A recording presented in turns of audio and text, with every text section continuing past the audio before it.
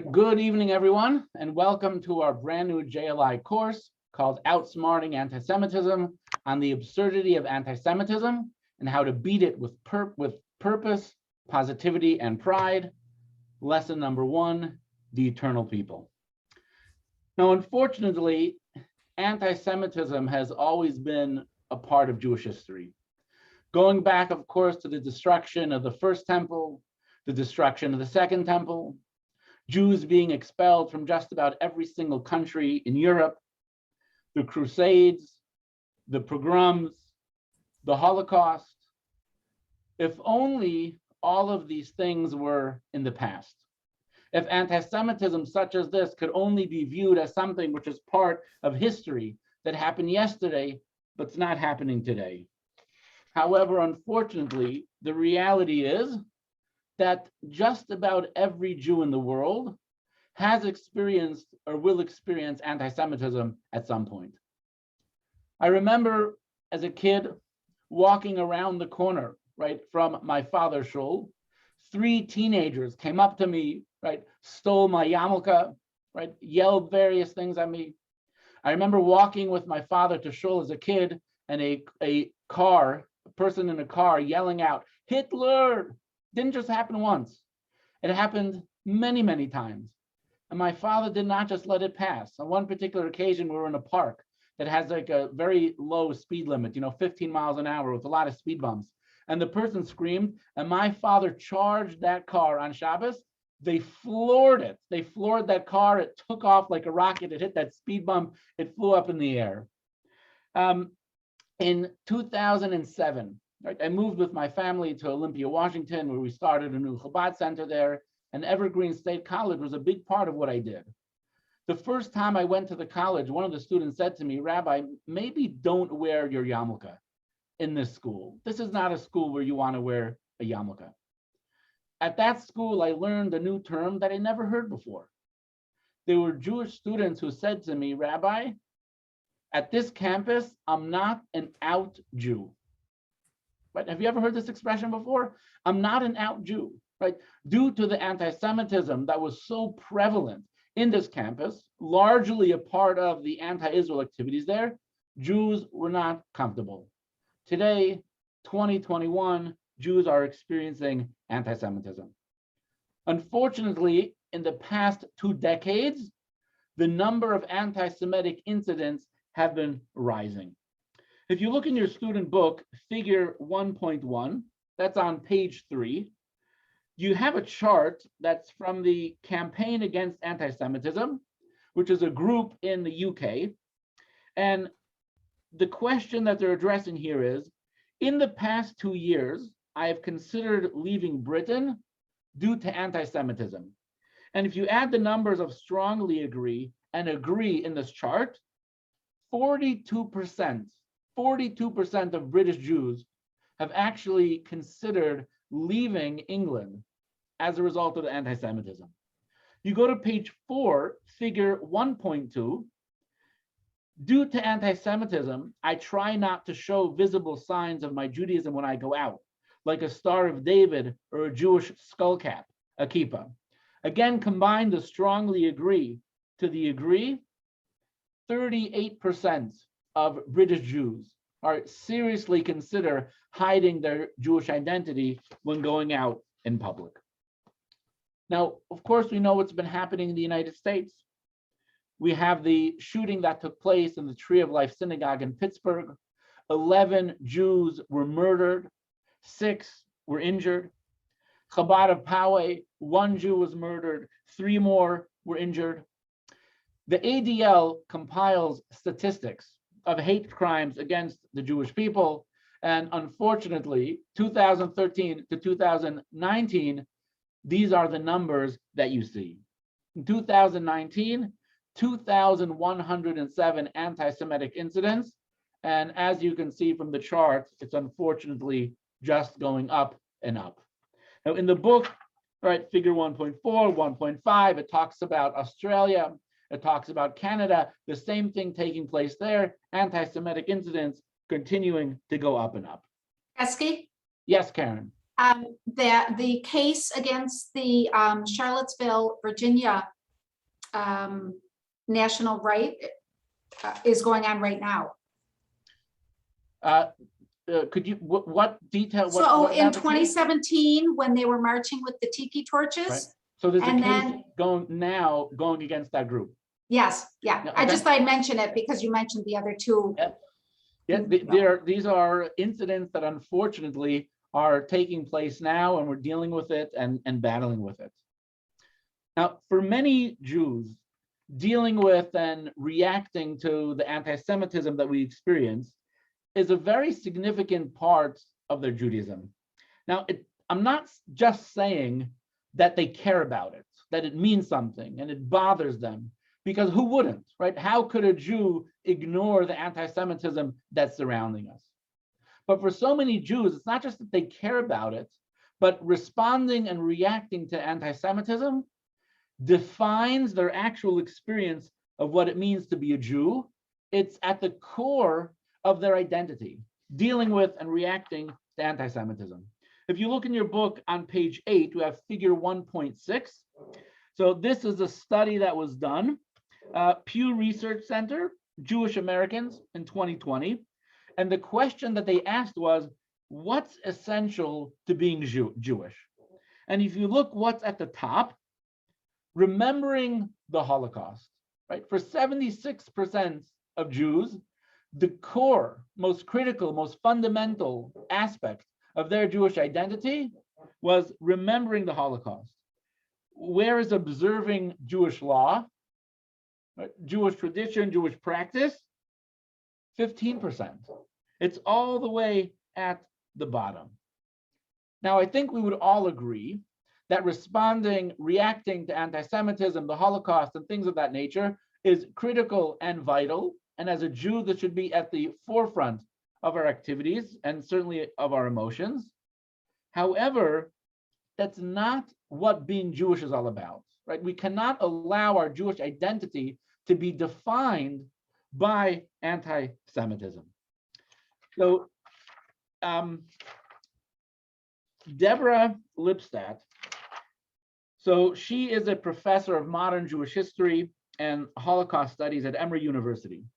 She pretty much dedicated most of her professional life to dealing with anti-Semitism. 2018, she published a book called Antisemitism Here and Now. And she makes this observation that for so many people, right, their focus is what is done to Jews becomes far more significant than what Jews do.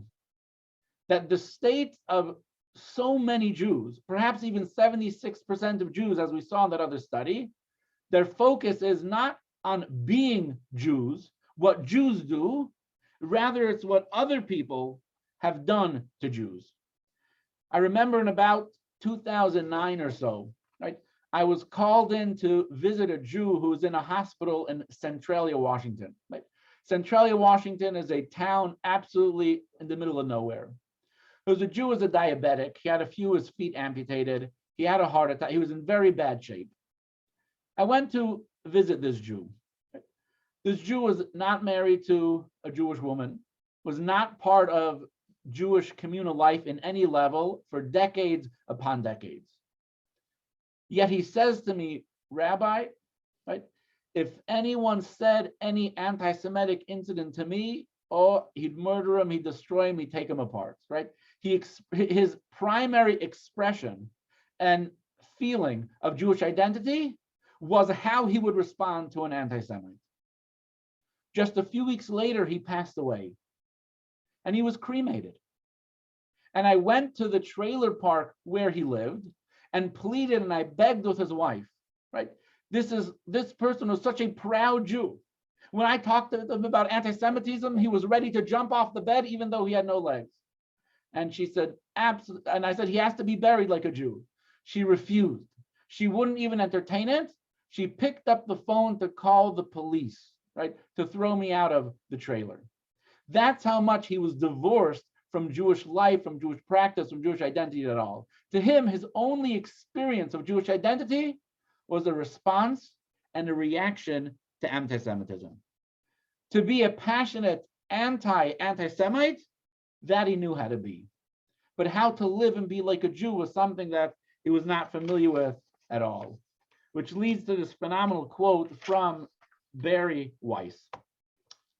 She wrote, "The Jewish people were not put on earth to be anti-Semites. We were put on earth to be Jews." The emphasis that much of the Jewish community has with dealing with and responding to anti-Semitism very often results in Jews who are professional anti-Semites. But when it comes to the practice, the observance, the knowledge, the awareness of Judaism, often there's something lacking. Now, there's another problem with this focus on anti-Semitism.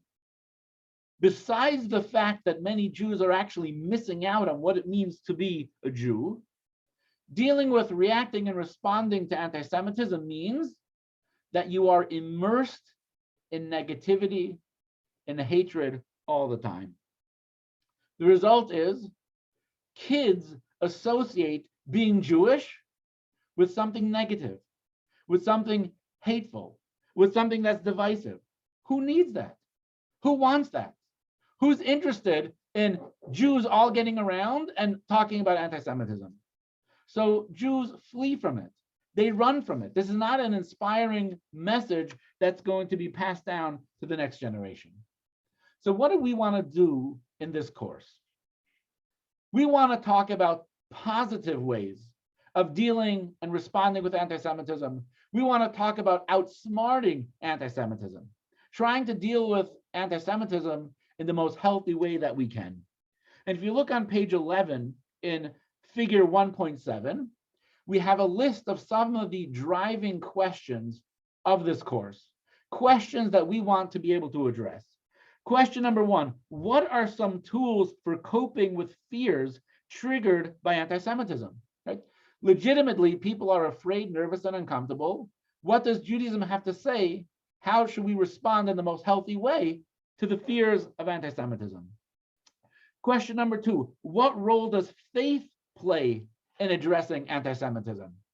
Is there an approach that faith has that perhaps can be more powerful than some of the other approaches that are quite popular? What are the best strategies to reduce anti-Semitism? What are the root causes of anti-Semitism? How does identifying these factors impact our efforts to prevent the hatred? 5, how can we counter Israel-focused anti-Semitism? And how can we determine when criticism of Israel is anti-Semitic? And I have a tremendous amount of experience with this, being for 9 years in Olympia, Washington, and Evergreen State College, experiencing the most rabid anti-Semitic, anti-Israel that you could possibly imagine. So when we get to that lesson, I'll share some of my personal experience. Question number 6, how can we forestall well-meaning Jewish youth from unwittingly lending their voices to anti-Semitic propaganda? This is one of the things you can cry. It hurts, it's so painful when you see young people, Jews, who just want to make the world a better place, and they get swept up by anti-Israel activists and becoming unwitting allies and enemies of their brothers and sisters. Question number 7, what's the best strategy for dealing with a public figure who takes an unfavorable position towards us? Critical, important questions. The approach is going to be positive and outsmarting. So let's move to page 12 in your student book. Exercise 1.1. We have 3 questions. We want to answer them briefly here. Question number 1. Have you or anyone close to you recently been the victim of a verbal or physical anti-Semitic assault? Right? Yes, no, you could raise your hand. Have you experienced one? Know someone who has experienced one. So far, no one is raising their hand. Hopefully, we all live in very nice philo-Semitic, if that's a real word, Milwaukee, right? Very Jew-friendly place to live. So that's great. Unfortunately, I have experienced anti-Semitic incidents, and I know many people who have as well, but perhaps Milwaukee's a little bit different. Question number 2. What were your immediate feelings after the incident? Now, maybe you have never experienced one, right? But what do you imagine? Put yourself in the mindset. You're walking down the street and someone screams out, "Hitler!" What's your response? Emotionally, inside, how do you feel? What is your reaction to that? Or if this is too theoretical for you, right? You turn on the news, right? And you hear about Jews randomly being punched in the face in Jewish neighborhoods in New York. Just walking down the street, 60-year-old woman punched in the face. 12-year-old boy knocked over, tripped. How do you feel? What's your reaction? And then question number 3, what were some actions that you or others around you took as a result of the incident? Now, again, if you personally never experienced it, then clearly you might not have responded to it. But let's discuss these questions as we continue in the class. So this question, what were your immediate feelings after the incident? So for many people, you're afraid, you're worried, you're scared, but very often it is what you might describe as an unconstructive worry. An unconstructive worry is because there's nothing really tangible that you could do about the situation. Number 1, you may be incapable of a response. Someone yelled Hitler from their car at you and they drove away. What could you do? There's nothing that you can do really to deal with that issue. We're worried, we're afraid, we're bothered by it, it hurts, but so often we feel that we are incapable of actually responding to that anti-Semitic incident. And what often it might lead to is viewing everyone and everything as a potential threat. As a result of it, we're very quick to say, you're an anti-Semite, he's an anti-Semite, that person was an anti-Semite, every politician is an anti-Semite, every actor is an anti-Semite, right? It causes us to view everything as a potential threat, makes us very suspicious. Now, it might be legitimate, but unfortunately, this usually doesn't actually help us solve the problem of anti-Semitism. And when young people especially grow up in an environment where people feel incapable of responding to anti-Semitism and are just more frustrated, and they start viewing everyone as a potential threat, younger generation, the next generation eventually just says, I don't need this in my life, right? I don't need to be identifying as a Jew. I don't need to be hanging around Jews. It's just not that important. It's not that relevant. I don't want this negativity part of my life. So what is a more balanced and healthy approach to responding with and reacting to anti-Semitic incidents? So we are going to discuss 3 points today. Number 1, the Jewish people are a miraculous people. Number 2, we have to consider the full picture of history and of world current events.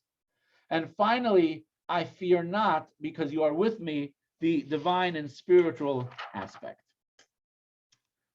So we're going to go now to our student textbook, to page number 14, text number 3.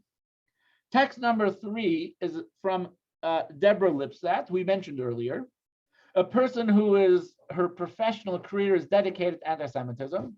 You would think she might be a person who's the most pessimistic, who's the most negative as a result of the increase in anti-Semitism. However, when she was asked, are you concerned? She said, concerned? I'm optimistic. Let's go to text number 3. Karen, would you like to read text number 3? You want to start us off? Please unmute yourself. Sure. Thank you. The fact that we're here is such a historical anomaly, it makes no sense. So sometimes when I'm asked about anti-Semitism, people will say, well, how can you be optimistic in all this? How can you see the positive? It's such a dreary situation. And I say, because we shouldn't be here. And the fact that we're here shouldn't be taken for granted. there's often a stereotype of the negative, pessimistic Jew, right? The Woody Allen, right? Woody Allen would not be described as the optimist Jew, seeing only the good. But Deborah Lipstadt, or I'm not sure if it's Deborah Lipstadt, she says something incredibly powerful. How could a Jew be anything other than optimistic? How could a Jew be anything other than absolutely positive? We are an unbelievable, miraculous people. Do you know what we faced? Do you know what we survived? And it's not just that there's a few of us here. Sprinkled around the world, there's a few dozen Jews who managed to survive. Absolutely not. Today, Jewish people have positions in the head of every single industry that's out there. Technology, right? Entertainment, finance, medicine, law. Everywhere you turn, Jews have risen to the top of every field and in every country where they are. Doesn't Rabbi, matter if it's including the Australia. baseball text you sent me today. Absolutely. 3 Jewish players on the World Series this year. You had a Jewish pitcher pitching to a Jewish batter, who then proceeded to get out. The ball was caught by a Jewish player, Max Fried, Alex Bergman, Jock Peterson, 3 Jews in the World Series today, right? This is fabulous, incredible stuff. For 2,000 years, more than 2,000 years, the greatest powers in the world have been against us. They've tried to kill us. They've tried to exterminate us. They tried to eliminate us, and they had the power to do so. And they constantly did it. Every decade, every century, constantly, in one way or another, they tried to get us, and we're still here. We're still here, and we're thriving in a mind-boggling way. So she says, how could we be anything other than positive and optimistic? Does that mean life is easy? Does that mean life is perfect? No, but this is miraculous stuff. This is incredible. And it's not random, as we're going to see. We're the Jewish people, right? God is with us, right? God plays a role. In the year 1168, the Jewish community of Yemen was going through a terrible time. A new sultan came to power, a sultan that was a fanatical Islamic extremist. And he said, either you convert or there are going to be serious consequences. Death, expulsion, prison, terrible situation. In addition to that, there was a Jew who converted to Islam, right? An apostate Jew who was leading the campaign to criticize, to insult, and to denigrate Judaism. It was led by a Jew. And to make matters even worse, there was an imposter claiming to be the Messiah of the Jewish people, resulting in just more anti-Semitism. So from 3 different sides, the Jewish people are being persecuted. Conversion or we kill you. A Jew is leading the denigration of Judaism, and an imposter Messiah is causing anti-Semitism to spread everywhere. The Jews of Yemen turned to the leading rabbi of the time, to the Rambam, to Maimonides, and he responded with a very powerful letter. It's called Igeres Teman, an epistle to the Jews of Yemen. And in brief, he says, my fellow Jews, my brothers and sisters, you have to know, the Jewish people are indestructible. The Jewish people are eternal, and everything is going to be well. Let's go to text number 4, the words of the Rambam. Larry, are you up for reading? Unmute yourself, and let's go for the Rambam's letter, epistle to Yemen. Okay. That's God assured our father Jacob early on. Is that the right one? That's the one. Yep, correct. Early on, that although the nations would enslave his descendants, treat them cruelly and subjugate them, his children would survive and endure, whereas those who enslaved them would eventually disappear. God told him, your descendants will be like the dust of the earth, although they are destined to be trampled and downtrodden. As everyone tramples the dust of the earth, they will overcome and triumph in the end, just as, to continue the analogy, the dust eventually rises over those who trampled upon it. So Israel will remain in existence, whereas those who have trodden upon her will not. The Creator similarly assured us through his prophets that we will never be destroyed, that he will never permit our annihilation, and that we will never stray from being a nation devoted to its purpose. Just as it's impossible for God's own existence to be nullified, so is it impossible that we should be destroyed and eliminated from the world. So Malachi, I am God, and I have not changed, and you, the children of Jacob, have not been destroyed. Rambam's letter to the Jews of Yemen did not eliminate the anti-Semitism, right? It did not eradicate the anti-Semitism. That was not within his power to do so, right? It was not easy, and for the next little while, it was not easy for the Jews in Yemen. But the Rambam empowered the Jewish people. He gave them strength by explaining to the Jewish people that the Jewish people are indestructible. You think it's all over. You think the world is coming to an end. You think you're all going to be wiped out. It can't happen. It won't happen. The Jewish people are indestructible. The Jewish people are eternal. You may not feel like it today. You might not see it today, but you should know your enemies will be dead and buried, and we're going to be playing in the World Series, right? All is going to be well at one point in time. He says you have to recognize we are a supernatural nation. And this gave the Jews at that time incredible pride, incredible optimism for the future, even though it was not easy. This gave them a much more healthy perspective on life and gave them the strength and the energy to persevere and to live on. And Jews lived on in Yemen, right, for 1,000 years after the Rambam wrote this letter to the Jews in Yemen. And there was positivity and there was happiness. And that's what was the result of this letter. Again, a more healthy, powerful, and Jewish approach. Now, it all sounds nice when we talk about an incident that took place in the past. But what about dealing with anti-Semitism today? Now, here we have to recognize that two things can be true at the same time. Point number one, anti-Semitic incidents have risen in the United States. This is a fact. This is true. This is absolutely a reality. However, at the same time, we have to recognize that there has been a decline in the intensity of anti-Semitic attitudes. Now, the element of attitudes, I want to hold off for a moment and preface it by one point. There's a big difference between anti-Semitism historically and the anti-Semitism we experience today. The anti-Semitism that Jews experienced historically actually came from the government and those that were in power.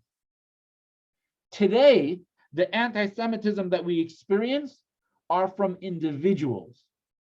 There's a big difference between anti-Semitism that is government-sponsored and has the backing, the gun, the power of the government versus anti-Semitism that is a result of individuals.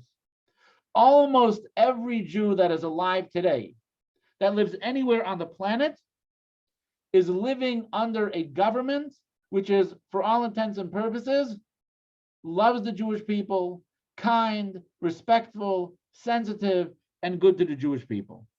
And we cannot take that for granted. The fact that the vast majority of Jewish people, wherever they live on earth, live in a good, modern government that is generally speaking kind and good to the Jews, or Jews can flourish, cannot be underestimated. From a perspective of the government, the ones who have the power and the law behind them, it's a very good situation for the Jewish people. Now, what do I mean by a decline in intensity of anti-Semitic attitudes?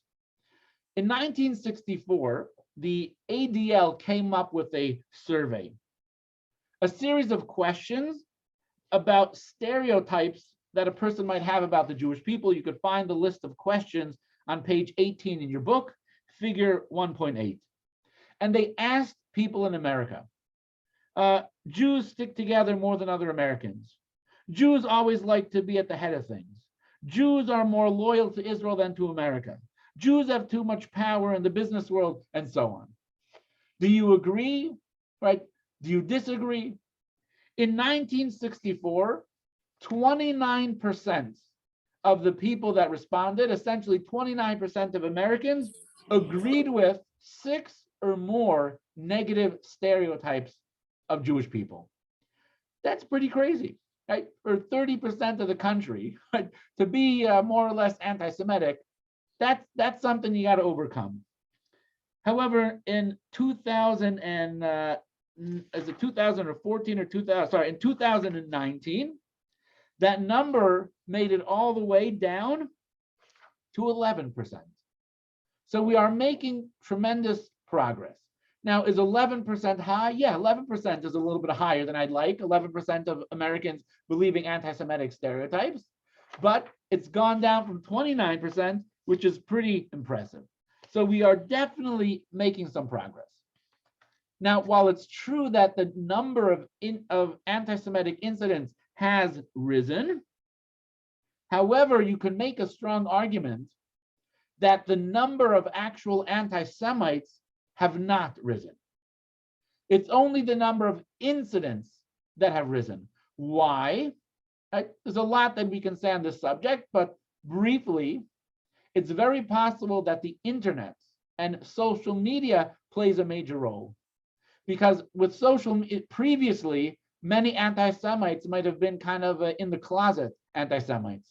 But today, due to social media, various groups, right, they can support each other, they find each other, and that might empower and embolden people to commit more anti-Semitic incidents.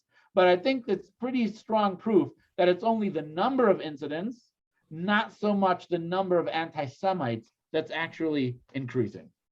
Now, I have a question. Is it possible, the incident number might have always been high, we just didn't know about it?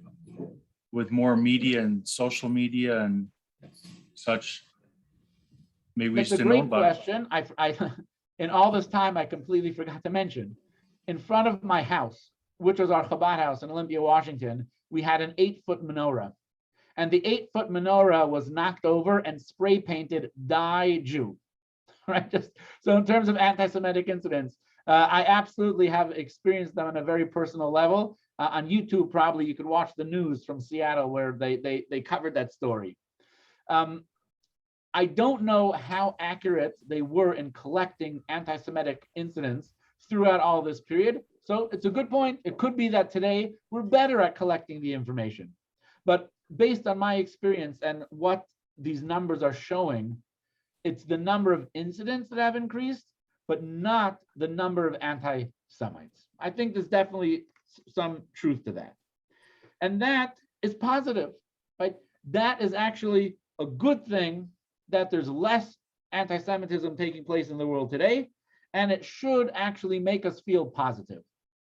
Sometimes we focus on the negative, it's in the news, it's in social media, we see all that kind of stuff all over the place, and it makes us think that anti-Semitism is rising, but the reality is it's just those individual incidents, but not necessarily anti-Semitism itself. And this leads us to the next question.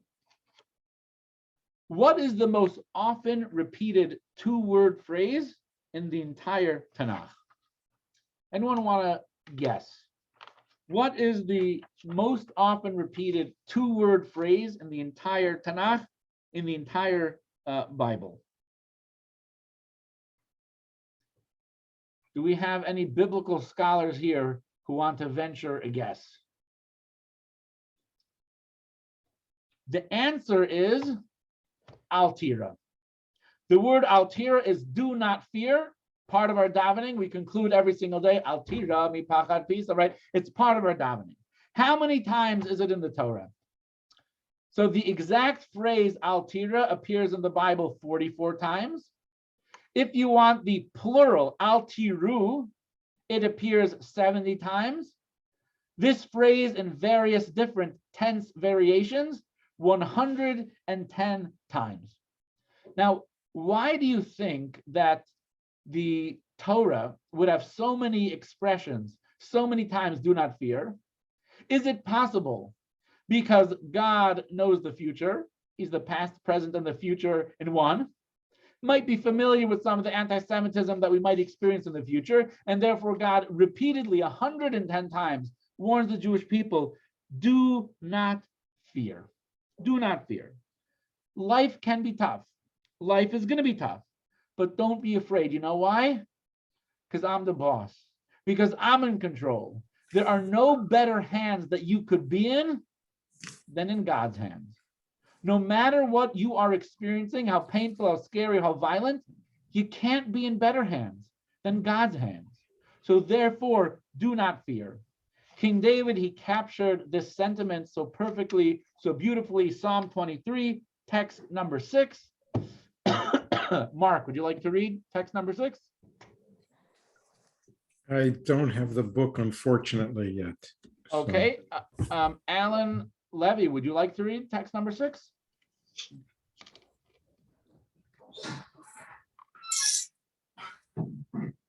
Son of David, God is my shepherd, I shall not lack. He allows me to lay down in green pastures. He leads me beside still waters. Even if I walk in the valley of death's shadow, I will fear no evil. For you are with me. Your rod and your staff, they comfort me. This is perhaps one of the most famous of all the Psalms. We recite it very often.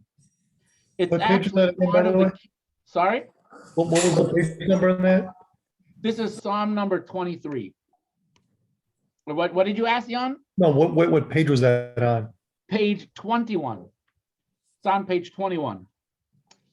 We recite this as an introduction to Kiddush, right? Every time we make Kiddush, Friday night, Shabbos day, right? It's recited as part of davening. Many services have it included. I start every single funeral, right, with this particular psalm. And this psalm was incredibly important and incredibly meaningful to Natan Sharansky. Now we have a video presentation for you. Can everyone hear? Can you hear? Yes? All right, good. In January 1948, in the dark hours of the Soviet Union, a child was born in Stalino who was destined to symbolize mighty struggles. A bitter, global struggle between the bald eagle and the brown bear in the throes of their Cold War.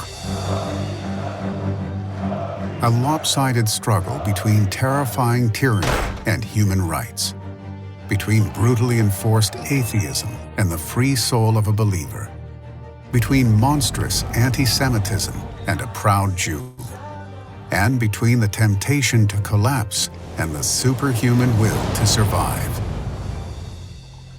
Nathan Sharansky graduated from Moscow's Physical Technical Institute before joining the underground human rights movement, reclaiming his Jewish heritage and emerging as a foremost dissident and spokesman for human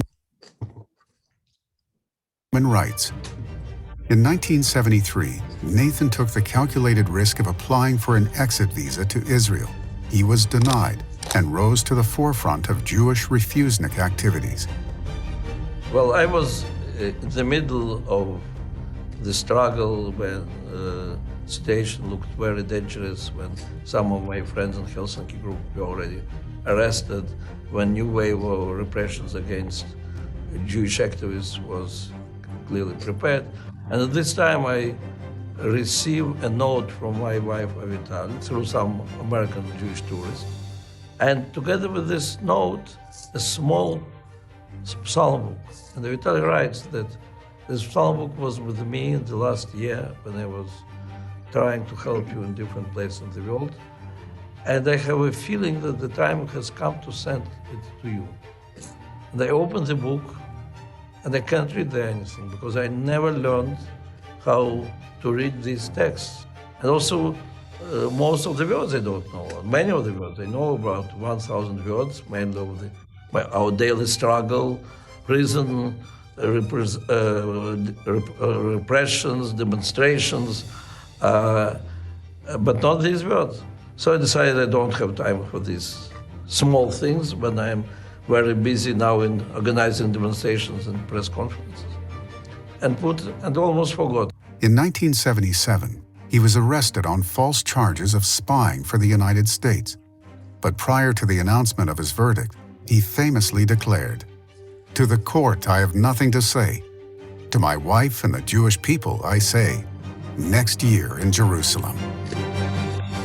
Sentenced to 13 years imprisonment, he spent the next 16 months some 1,600 miles away from Jerusalem, in Moscow's Lefortovo prison, often in solitary confinement and in a special torture cell, before being transferred to a Siberian labor camp. They bring me the list of things that they confiscated, and there is mentioned this small black book, not in Russian, and I understand that they are talking about this psalm book which was sent to by Vital, and then I remember this note which is sent. And I demand that they'll give it to me, and it was a long struggle. 3 years after I was arrested, they returned this book to me, together with the telegram from my mother that my father passed away. And it's, of course, it's difficult when, it's always difficult, but when you cannot be with your family. And I decided that the only thing which I can do, I will be reading this psalm book until I understand. And so I'm reading these hundreds of thousands of words where I cannot understand where the sentence begins and ends, and cannot understand more than half of the words. And then simply comparing between different places of these words, I try to find out the connection between them. And it so happened that the first phrase from all these hundreds of thousands of words was a short phrase of 13 very short words, which I understood fully. That is the phrase, Gam ki elech bagay salamavet lo ira ra kieta imadi. It's from the Psalm Kav Gimel, and when you'll go through the valley of shadow of death, you'll fear no evil because you are with me. And that was very powerful. It was very important for me. And each time when they were taking it from me, I was fighting and on hunger strikes, refusing to work, sometimes refusing to eat until they'll bring it to me back. He resisted and persisted with remarkable courage.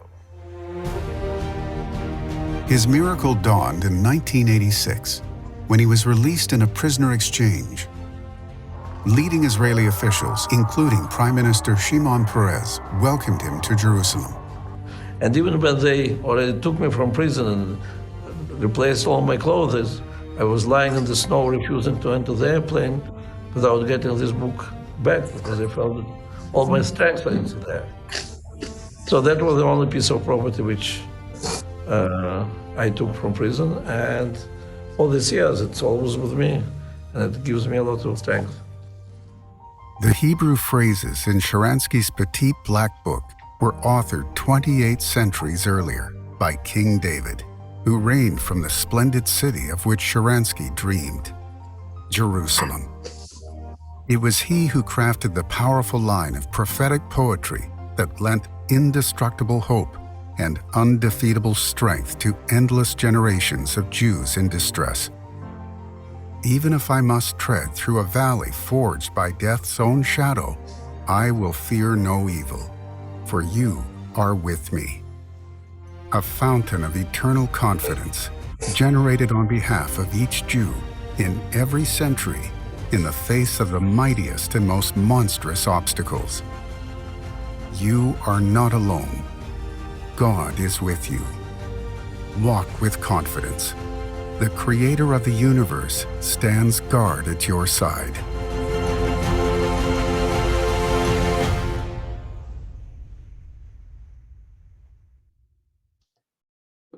Can you imagine being in prison in Russia the way that Natan Sharansky was in prison? And they took away this little black book, they took away this Tehillim, and he went on a hunger strike. He refused to work until they would give him back. They were finally releasing him. He was ready to get on the plane. He says, I will not get on this plane without that book of Tehillim. And he carries that book of Tehillim in his pocket today. If you will meet Natan Sharansky on the street, he will pull out that book for you. Why? Because when you walk through the valley of the shadow of death, he fears no evil because God is with me. This is so powerful, right? The strength that it was able to give him at that time. Could you imagine how confident you would be in life if you internalize this idea, I fear nothing because God's with me? This attitude is so important that we actually recite this idea in the Havdalah ceremony as we're making this transition between Shabbos, a holy day, a day of sanctity, of relaxation, of peace, of calm, where we spend with our family. And we're now going to make this transition where we go back to work, we go out into the world. What do we say? Text number 7. Phil, would you like to read text number 7? It's on page 22. Yes, can you hear me okay? Yep, we'll hear you loud and clear. Great.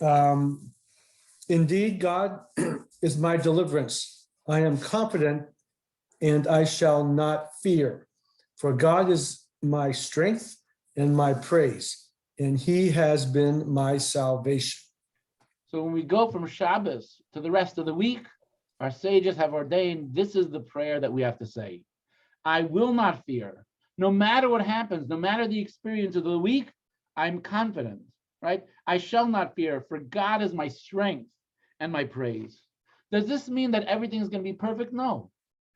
Does this mean that everything was perfect for King David? Absolutely, it was not. Things were not perfect for King David. Things will not be perfect for us. King David experienced anti-Semitism from non-Jews and Jews alike. And you know what? We might as well. Nevertheless, we're not afraid, we're not scared, we're not worried. We don't conduct ourselves with an attitude of being fearful. We're calm, we're confident. Even though life is full of unsettling moments, God remains in complete control. And there are no better hands that we could be in than to be in the hands of God. And for King David, as we just read, this was unbelievably comforting because we are comforted by being in the presence of God. King David felt a tangible presence of God in his life, and it was comforting. And it was not just for King David, but I heard from Holocaust survivors. Holocaust survivors who lost family, who were beaten, who were tortured, who were starved, but they felt that they were still in the hands of God. They felt they were still in the presence of God, and that comforted him because they went through the experience of the Holocaust together with God, God at their side. Text number 8. Jan, would you like to read text number 8? Just unmute yourself, go over text number 8 on page 23. Whenever Jews are persecuted, the godly presence is, so to speak, persecuted along with them. As it is stated, in all of their pain, he is pained. Isaiah 6:39. The fact idea, right, that God is with us, right, in our pain, right, has proven to be tremendously comforting. But it's not just an attitude. This belief in God, this trust in God, can also be considered an action as well. And this is the idea of text number 9, also from Psalms, page 23. Marcus, do you have the book? Would you like to read?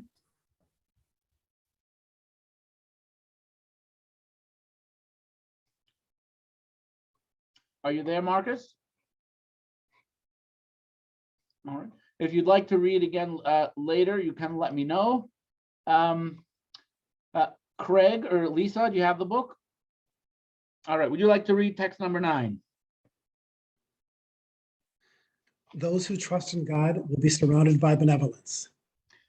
So what King David here is writing in Psalms is, how do we create a vessel for God's blessings, right? How do we create a channel, right? What's the vehicle that we could draw down God's blessings in our life? through having faith and through having trust in Hashem, that is the best way that we could bring about God's blessings. There's a tremendous amount of letters that the Rebbe wrote in response to people who had challenges, problems, issues in life. And if I could kind of paraphrase it in general, imagine a person writes to the Rebbe that they're having terrible financial difficulties. Their life is financially in shambles, and they're depressed and frustrated. The Rebbe might respond something along the lines of, but you have such a beautiful family, a fabulous wife, tremendous children who bring you so much nachas. If you focus on being grateful, being thankful, for expressing gratitude to Hashem, not only will you feel more positive, confident, and happy, but that is going to be the vessel that is going to draw down God's blessings in your life and might actually be able to improve your economic and your financial situation. So it's very understandable that there's an increase in anti-Semitic incidents taking place in the world, and you might feel a little bit nervous.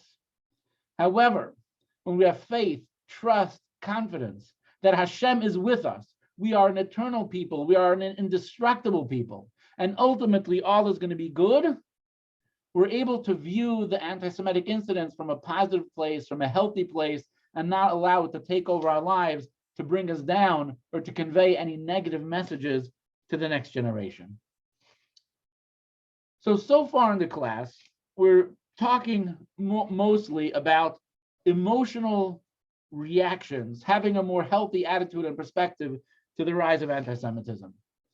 But what about our actions, right? The things that we can do on it, at least in some tangible level in our own lives.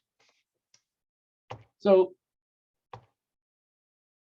all right, so what were some of the actions that you or others around you took as a result of the incidents, or any anti-Semitic incidents? But this really leads us to perhaps a more philosophical question about the value of our actions, which is, what role does human effort actually play when it comes to being protected from things? Because at the end of the day, God's in charge. I don't know if you know the story, a newspaper reporter spoke to one of the leading generals in the 6-Day War. And he said, how did you do it? How is it possible that in 6 days you wiped out your enemies, you were victorious?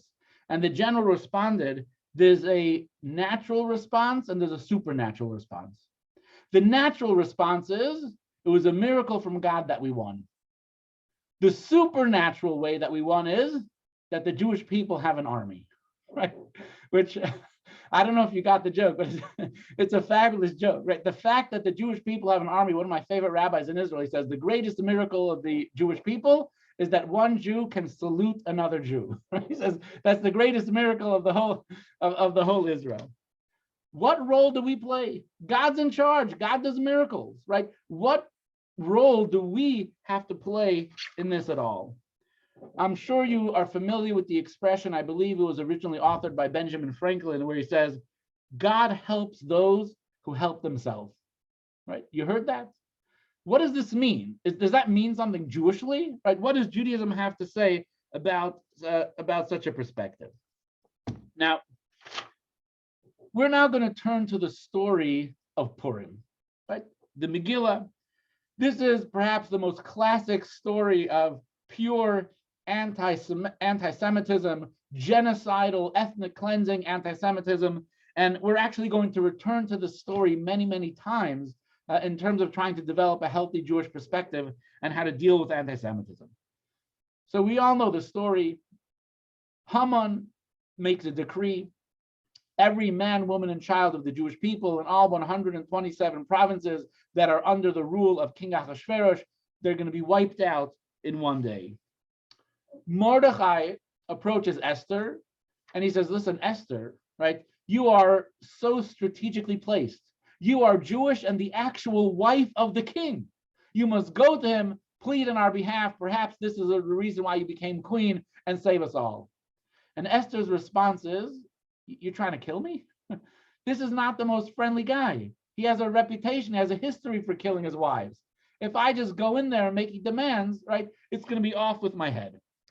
Mordechai says, listen, Esther, you're our only hope. You got to do it. Maybe this is why you're king. So she responds, I'll do it. But there are some conditions. Text number 10, page 25. Lisa, would you like to read? Excellent. Unmute yourself, please. Yep. Okay. Esther dedicated a message to be sent back to Mordecai. Go and assemble all the Jews who live in Shushan. Let them fast on my behalf. Let them neither eat nor drink for 3 days, night and day. I and my maidens will fast likewise. And then I shall go to the king, although it is contrary to the law. And if I am not to perish, I shall perish. If I am to perish, I shall perish. Mordecai went ahead and implemented all that Esther had commanded him. On the third day, Esther donned her royal apparel and stood in the inner court of the king's palace. So Mordechai and Esther, they go back and forth, and ultimately Esther agrees and concludes that diplomacy is the way to go. She has to intervene. She is married to the king. She will approach and argue on behalf of the Jewish people. However, she says there must be preparation of all of the Jewish people, and she will participate in it as well. 3 days of prayer and fasting. At the conclusion of the 3 days of prayer and fasting, without breaking her fast, without her having the traditional bagels and lox at the conclusion of a fast, she will approach the king Ahasuerus. Now I ask you a question. If you wanted to impress someone, if you wanted to charm them, do you think that the best way to prepare for that is to fast for 3 days? What type of physical condition do you think you would be in if you were trying to do that? Probably not very good. Why does Esther seem to undermine her diplomatic effort? You may recall earlier in the Megillah, when King Ahasuerus was looking for a new wife, this group of young women was for like a full year pampered with everything and anything to prepare themselves to be physically in peak condition, to be able to charm and to impress Ahasuerus. What does she choose to do? 3 days of fasting and prayer. Why did she do that? Right? It would seem to be contrary to her goal and is going to damage her success. Hasidic philosophy explains this dynamic. We're going to go through a few slides and then we're going to read the text. Hopefully the idea will be clear. So Hasidic philosophy points to when we were in the desert for 40 years. When the Jewish people were in the desert, God provided every one of our needs. We did not need to plow, we did not need to plant, we did not need to work. Food literally descended from heaven and we were completely provided for. Currently, today, we kind of play a role. We don't go to work, we don't do what we have to do, we're going to have nothing. So when the Jewish people were in the desert, they lived an entirely miraculous existence. Today, maybe there's some type of partnership. It's not all us, right? It's not all God. We got to do something. He has to do something. There's some type of partnership. But how exactly does that partnership work? What are the numbers? Hasidic philosophy actually explains that even currently, our earnings are gifted from God. The way we live today is essentially exactly the same as we did in the desert. When we were in the desert, God himself miraculously provided food for us. Today, in the year 2021, exactly the same.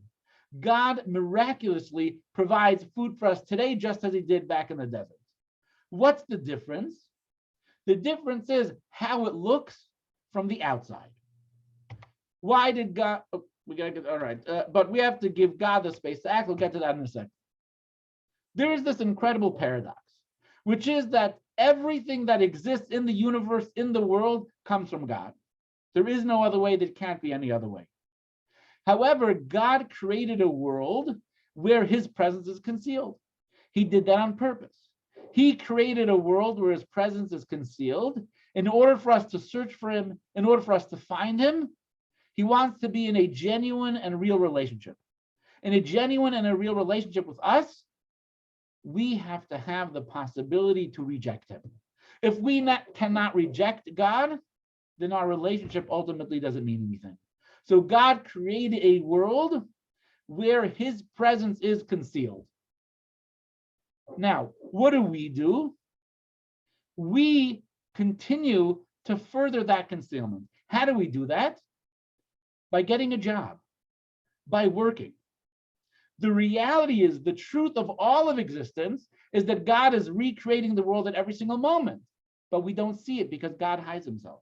In exactly the same way, God is hand delivering our living to us as well. However, it is concealed, it is hidden through the guise of the work and the job that we do. So through our work, God provides the blessings. This is explained beautifully in text number 11, creating space for God to hide. This is from the third Lubavitcher Rebbe. All right, let's see who would like to read. Mitchell, would you like to go for this one? You can unmute yourself first. Text number 11. I know you like it. It's a long text, heavy duty Kabbalah. If you want, I could read it, or unless you want to go for it. We have to read it with passion and enthusiasm, because you have to convince us. You got to convince us of this passage. Hebrew or the English? English, please. Everything that comes into being in this material world must materialize through natural means. Nature, however, is simply an environment being. God's energy bringing things into existence must be dressed, concealed, and obscured to the point that an observer sees only a world that appears to run naturally. In truth, however, everything emerges directly from God himself. He obscures the divine bestowals until the miraculous and supernatural reality of material existence is not observable and material developments seem perfectly natural. When, for example, God provides an individual an ample livelihood, not done through a miracle, as it was in the Sinai desert, when God rained manna and meat from the sky. Rather, God sends a blessing through the individual's business affairs. The gains reaped through commerce appear so natural, the individual can be full of thinking along the lines of his strength that generated this wealth. Deuteronomy 8:17, and it is my wisdom that led to my success. 2:9. For I am well versed in commerce. I know what to buy and what prudent times to sell. This arrangement works. Mitchell, if I could just pause you there for a second. Not everyone has the book, and you're breaking up just a little bit. So I want to continue reading, because I want to make sure that everyone who doesn't have the book will be able to hear it loud and clear. So thank you for the first two paragraphs. I will continue if you don't mind. Okay. So this arrangement works as long as we prepare a valid garment through which the divine flow of sustenance can descend into material reality. Our occupation must be proportionate, so that according to the rules of nature, the sum required for our livelihood could theoretically be gained via such an occupation. If this requirement is met, our occupation serves as a perfect garment in which God can disguise his blessing. For we could easily claim, I acquired this wealth through my own skills, because it is indeed considered natural for such an occupation to yield the range of profit. Since such an assertion is logically sound, our occupation is an appropriate conduit for God's kindness. Accordingly, while we work, we should be mindful of our belief that our earnings are God's blessings. They are like any other open miracle, like the miracle of the manna. Our actions merely weave a garment behind which God can disguise his blessing. One should apply the same concept to all other areas of life. Pursue your needs in accordance with your understanding, with the intention of forging an appropriate garment through which God will send his blessing. God will then act as he sees fit, providing the truest form of good that is appropriate for you. There's a lot to say on this topic. We could have multiple classes based on this topic. But in the simplest of terms, God provides our livelihood today in exactly the same way as God provided it to the Jewish people who were in the desert. Our livelihood, our sustenance comes directly from God. The difference is we need today to create the vessel, the physical vessel for those blessings to arise. So therefore, a person needs to develop the skills, pursue a career, pursue the education that would be the appropriate vessel for God to drop the manna into our baskets, for God to be able to drop our sustenance into our hands. We do the physical parts, right? And then God will do his parts. Practically, what does that mean when it comes to anti-Semitism and security and things of that nature? Do we need to have security guards? Or do we say God will be the security guard? The answer is, of course, we must have security guards. We need to create the space for God's protection. In other words, absolutely God is protecting us. It's God's miracles, it's God's blessings that protects us. But through the garment, through the guise, through the vehicle and the vessel of that security guard, right? There's a miraculous partnership that takes place between God and us. Who is our security guard? God is our security guard. But God acts as our security guard through the physical security measures that take place, locks, alarms, security, and so on. So we need to prepare all that we can in this world with natural means to allow God's miraculous protection to have a place to hold on to and to grab onto in this world. But because of the fact that we recognize that our true security comes from God, our true security is from God, therefore it only makes sense that we deepen and enhance our connection with him through Torah, through mitzvahs, through things like making sure there's kosher mezuzahs and every door. These are also the things that are going to secure God's protection. All right, let's go back to Esther and her fasting. Now that we have an understanding of the partnership that we have, we need to create the physical vessel for the blessings, but ultimately it's God who provides the blessings. Esther's actions make a lot of sense. You have to have diplomacy. A miracle wasn't just going to descend from heaven. Esther physically had to go to Achashverosh, plead with him, talk to him, discuss with him. She had to plead the case. However, she recognized that true salvation comes from Hashem, and therefore more important than meeting with Achashverosh is fasting for 3 days, is preparing and connecting to God. Only through preparing and connecting with God will the vessel of diplomacy of actually going and meeting with Achashverosh work. The other way around would be, I need to make sure that I'm physically as attractive as possible and I have the ability to charm Achashverosh to the highest degree. But Esther said no. Yes, I have to create the physical vessel of diplomacy, but even more important is the fasting. Text number 12. Karen, would you like to read? Text number 12 on page 32. Sorry, my cursor wasn't working. No worries. Okay. Esther's conduct demonstrated that she considered her act of approaching Ahasuerus as a mere garment for God's salvation, knowing that it would in fact be an entirely supernatural miracle. It was therefore necessary that the Jews first pray and fast to become worthy of such a miracle. Nevertheless, because God desired that the supernatural salvation should appear to be within the natural order, Mordecai instructed Esther to make an appeal to Ahasuerus, despite the grave risk. Consequently, it was not of great significance for the features of the garment to meet all the demands of the natural order. For the primary concern was not the medium through which God's salvation would arrive, but rather the need to ensure that the cause for salvation had been secured. But what's really incredible about this story is that the Jews actually had a natural path to success. There was no need to rely on miracles, anything spiritual, anything divine. Esther was literally married to the king, and she had the ability to go speak with him and to make a very powerful argument to defend and save the Jewish people. But Esther recognized that that's not how things work. That at the end of the day, God runs the show, God is in charge. It's not her marriage to Achashverosh that's the key. It's the relationship with God that's the key. So she prioritized that the relationship, and then allowed God's blessings to come through nature and through diplomacy. But she made sure to fast first, because that was going to be the key to secure God's blessings.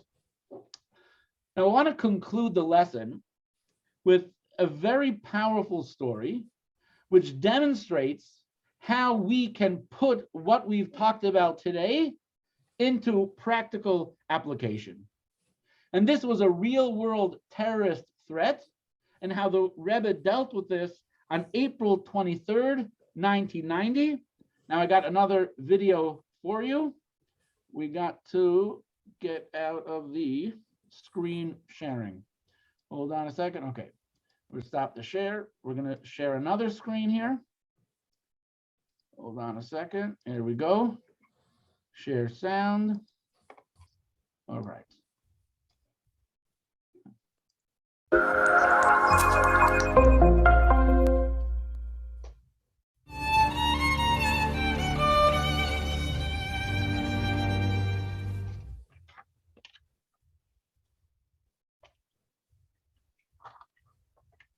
An excerpt from the Jewish educational media film Faithful and Fortified, Volume 3, Israel's Government Leaders.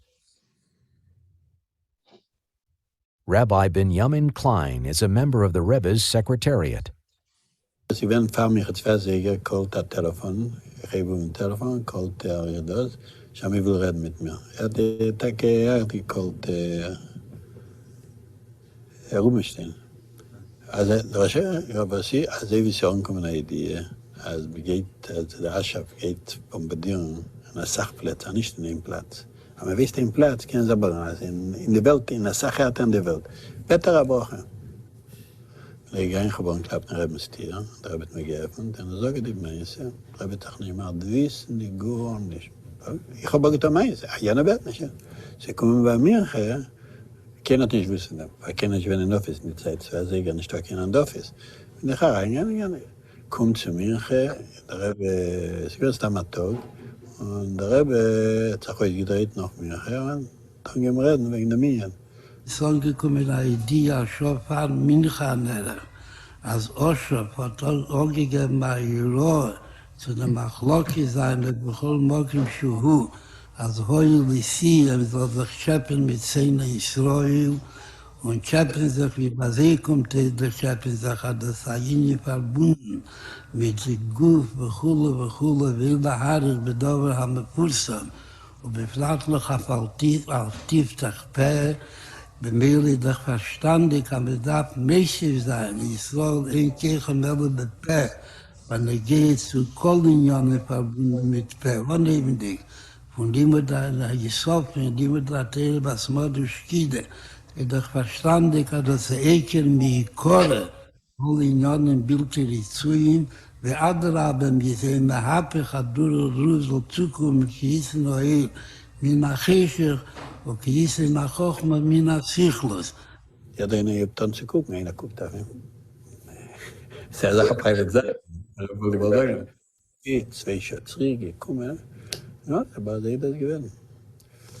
Da wird gerät. Und da geht es raus. Ein New York Times nicht wenn von dem Reben. New York Times sagen sich, ich gewinne News, weil man natürlich nicht wissen, die News, das soll gewinne News. Also ich gewinne als das Sache. Also in New York Times, ich stand am Morgen, als mit Gewalt bombardieren, weißt du, dass das geworden ist. Aber nicht der Rebbe, nicht der gestern.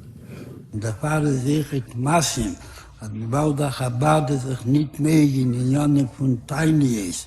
Aber viele, wenn das verbunden ist mit der Halacha, mit der Minig Bechulu, verarbeiten das mit Doko-Präg, und viele das echt kommen, trachten gut, wird sein gut. Aber du soll nicht nigerer werden, als wir schon. In Kamus als Docker, ich nicht in Neges als Docker. Und nicht mäßig sein.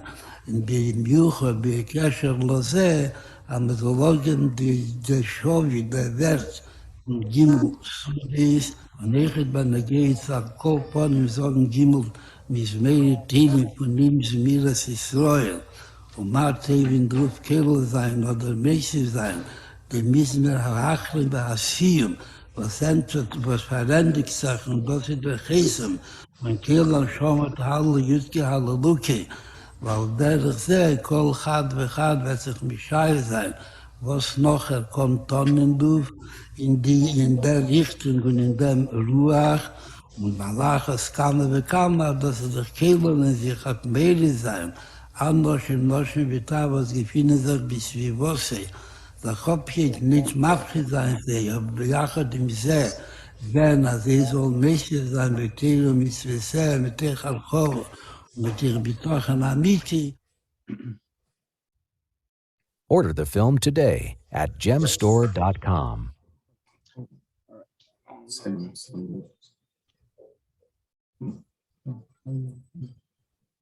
We'll get back to the PowerPoint here.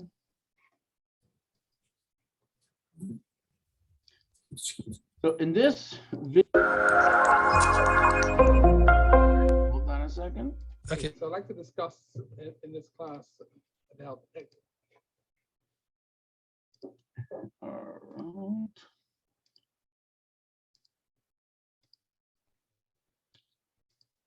And we're back. Okay.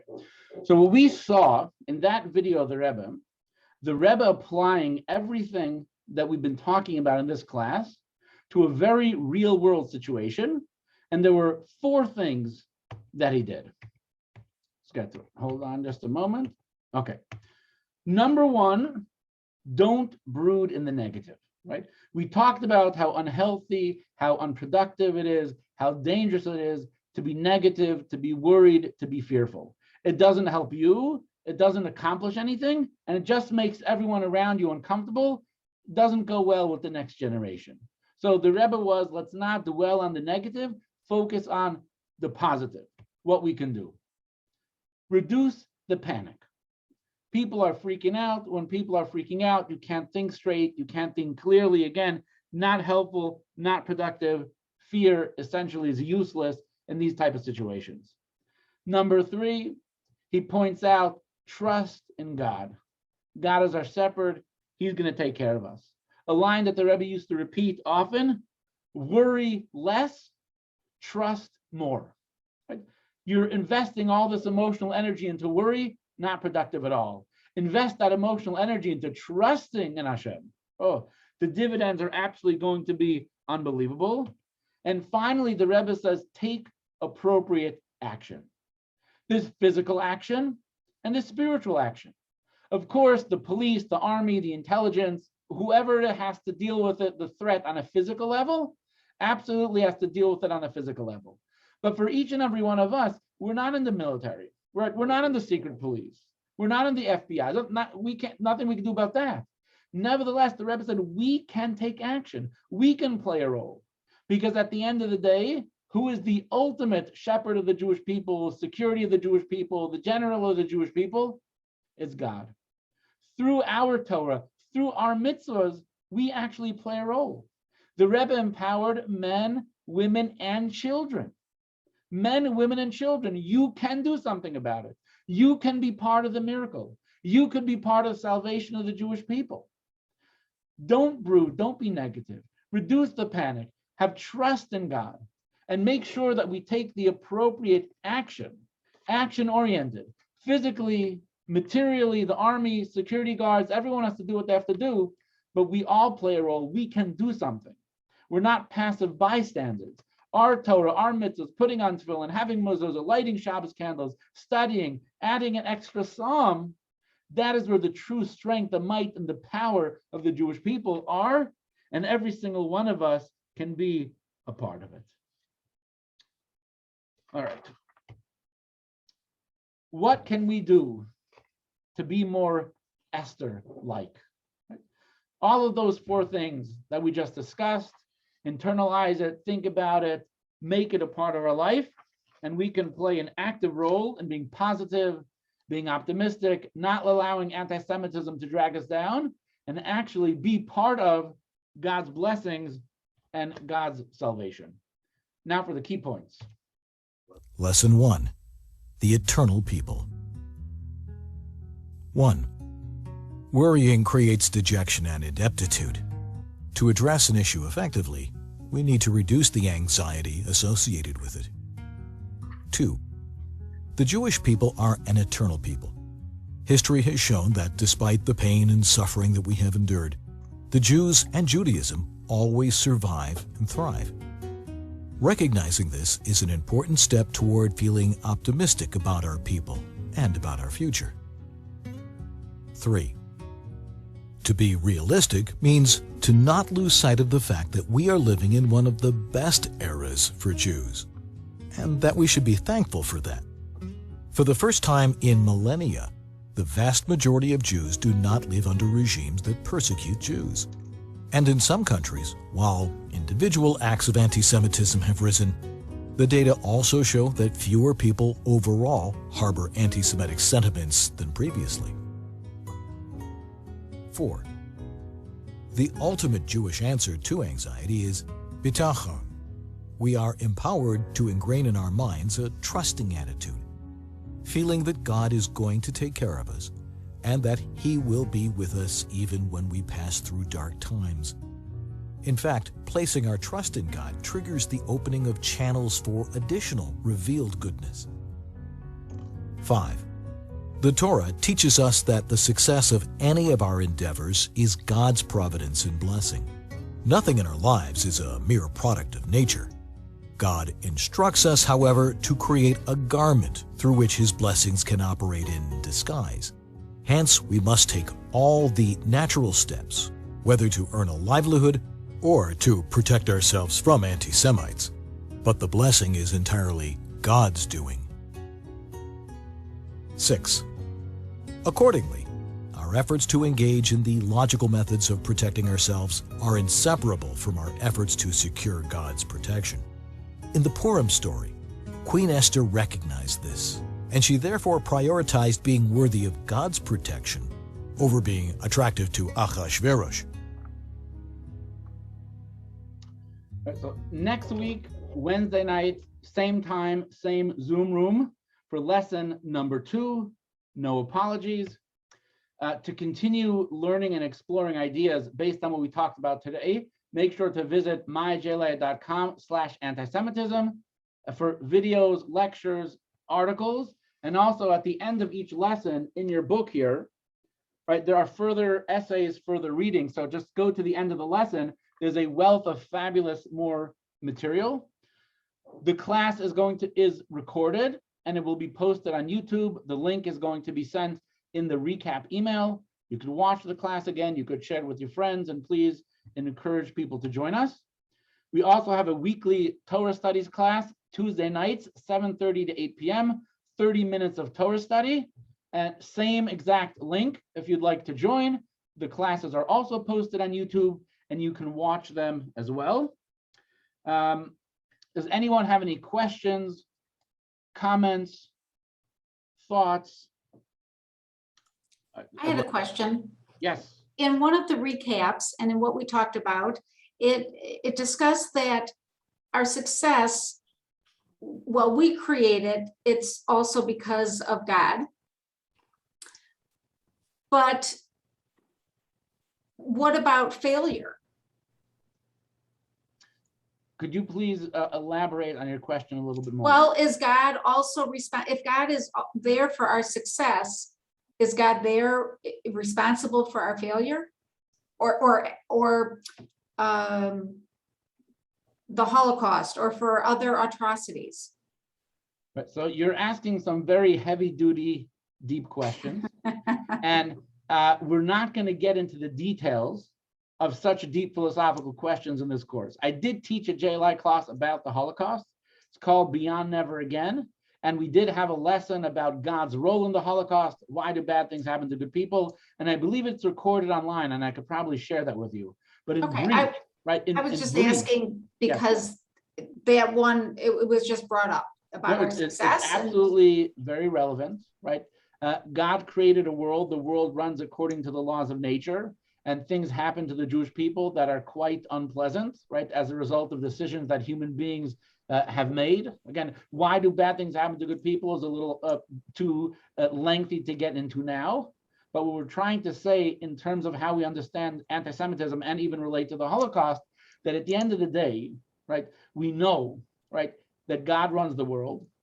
Despite the challenges that the Jewish people have faced and will face, including the Holocaust, right, we know that we are an eternal people and that ultimately everything will be well. And that gives us comfort and can give us clarity of mind while experiencing it. Knowing that God is with us every step of the way and that God feels our pain in the way that a parent feels the pain of a child is comforting. We can't know and we can't understand why a Holocaust has to happen. We can't know and we can't understand why we experience pain and suffering throughout our history. But knowing that we are eternal, we are indestructible, and that ultimately our enemies are going to be the ones that are buried.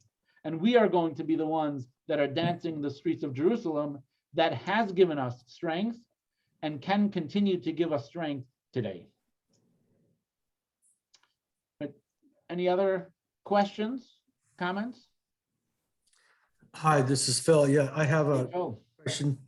You mentioned Altira in the Torah. Where is it first mentioned that comes up in the Torah? Which parsha does it first come up in? I actually may have the source for that right here. Let's see if I can find the first time where we have Altira. Hold on just a moment. God says it to Abraham in Bereshis, and also to Yitzchak and to Yaakov. So in chapter 15, verse 1, it's to Abraham, to Yitzchak in chapter 26, verse 24, to Yaakov in chapter 46, verse 3. So God, this is something that God repeats to Abraham, to Yitzchak, to Yaakov, and then multiple times throughout the Torah. Okay, thanks. You're welcome. All right, anyone else? Yes, Mark. In a not meant to be flippant question, it seems like the message was, don't worry, be happy. So that's way too flippant. Way too, I'm just kidding. That's a great question. And on the surface, it might sound like a bumper sticker, right? It might sound like a cliche answer. But I'm hoping that throughout the past hour and a half, we demonstrated what that cliche, what that bumper sticker rests on, right? The foundation of that idea is very profound. It's very deep. Right?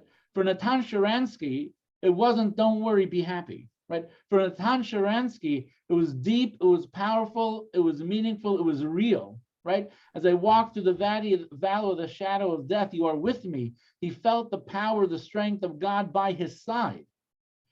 From that, we have a one-liner, don't worry, be happy. But there's a depth to that idea. There's a depth that I hope that you appreciate that we explored today. Thank you. You're welcome. I say, Jan, you met him in Jerusalem, 1991. Very Yeah, cool. I was there with the late great Marty Stein at the hotel, and actually Netanyahu walks over to pay his respects to Marty, and then Sharansky struts over and says, "Hey, how are you?" And I said, "Hey, about 4 years ago, I was in DC with 300,000 other people lobbying to get you out, protesting actually." And he said, "Thanks." Very cool. That's an amazing story. And again, next time you see him, you say, I want to see that Tehillim, right? I want to see that book of Psalms. I know people have done it, and he's pulled it right out.